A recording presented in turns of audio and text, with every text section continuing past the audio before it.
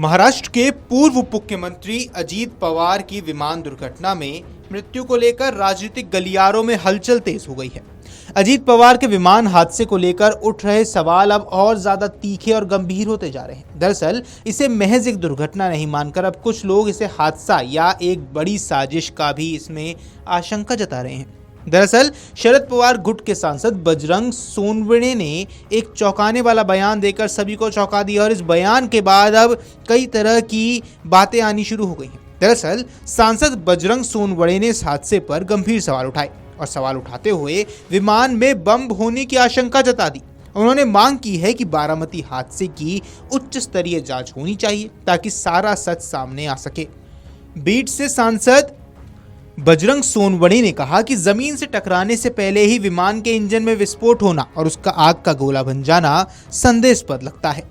सांसद बजरंग सोनवणे का कहना है कि जब तक सभी पहलुओं की पारदर्शी जांच नहीं होती है तब तक इस मामले को बंद नहीं किया जाना चाहिए। इसके साथ ही ये मांग भी उठाते हुए उन्होंने कहा कि हादसे वाले दिन के अजीत पवार के घर से निकलने के समय से लेकर एयरपोर्ट तक के सभी सीसीटीवी फुटेज सामने आने चाहिए। उन्होंने मांग की कि दुर्घटनाग्रस्त विमान उड़ाने वाले पायलट की पृष्ठभूमि और उस दिन की गतिविधियों की भी जांच की जानी आवश्यक है।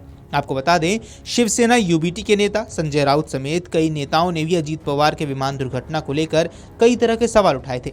संजय राउत ने यह भी कहा था कि अजीत दादा के एक्सीडेंट पर सवाल जरूर उठेंगे, सवाल उठने भी चाहिए। देखिए, अजीत दादा जी का जो एक्सीडेंट हुआ है उसके ऊपर सवाल तो उठेंगे और उठने भी चाहिए। अजीत दादा पवार जैसी एक लीडर, एक बड़ा नेता महाराष्ट्र का जिस प्रकार से विमान दुर्घटना में उनकी मौत हो गई और जो तथ्य सामने आ रहे हैं, मुझे लगता है उसके ऊपर सिर्फ हम जांच करेंगे, हम रिपोर्ट देंगे, नहीं, कुछ ना कुछ गड़बड़ है। और जिस प्रकार से ये आवाज, ये सवाल अजीत दादा के पार्टी से उठ रहे हैं, ये रहस्यमय है। उनकी मौत जो है वो रहस्यमय है। कुछ तो हुआ है पर्दे के पीछे। अजीत दादा ने ये कहा था कि मैं पुराने घर में जाना चाहता हूं।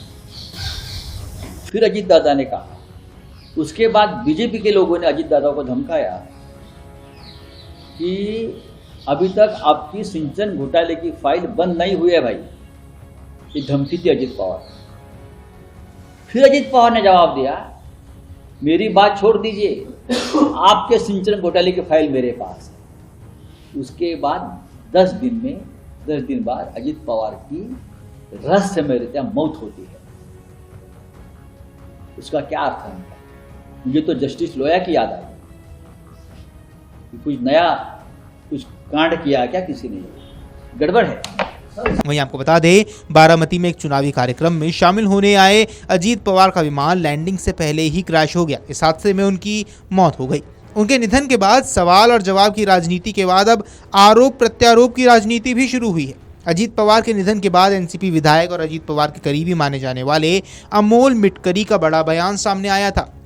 पहले तो उन्होंने इस हादसे पर चिंता जताई, जिसके बाद इस हादसे की सीबीआई जांच की भी मांग कर दी थी। वीडियो डेस्क अमरुजाला.com। अगर आप ये वीडियो YouTube पर देख रहे हैं तो हमारे चैनल को सब्सक्राइब कर बेल आइकन दबाएं और Facebook पर देख रहे हैं तो हमारे पेज को लाइक करें।